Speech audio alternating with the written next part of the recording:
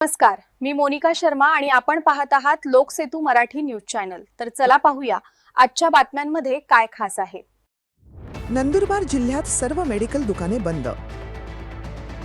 प्रलंबित मागण्यांसाठी एक दिवसीय लाक्षणिक संप। नंदुरबार जिल्ह्यातील औषध विक्रेत्यांच्या प्रलंबित मागण्यांकडे शासनाचे लक्ष वेधण्यासाठी आज बुधवार 20 मे रोजी जिल्ह्यातील सर्व मेडिकल दुकाने बंद ठेवण्यात आली आहेत। जिल्हा केमिस्ट असोसिएशन आणि औषध विक्रेत्या संघटनेच्या वतीने या एक दिवसीय लाक्षणिक संपाचे आवाहन करण्यात आले आहे।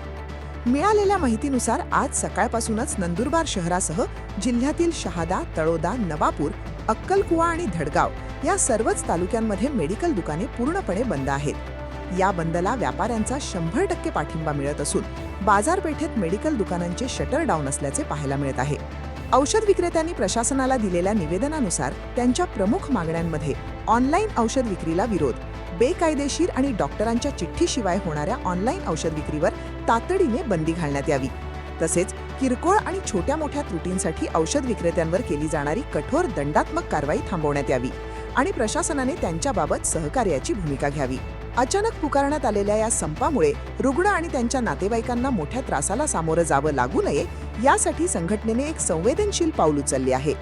जिल्ह्यातील सर्व शासकीय रुग्णालय आणि खासगी रुग्णालयांमधील इन हाऊस मेडिकल स्टोअर्स आपत्कालीन सेवांसाठी उघडे ठेवण्यात आले आहेत, जेणेकरून कोणत्याही आणीबाणीच्या परिस्थितीत रुग्णांना औषधे मिळण्यात अडचणी येणार नाही।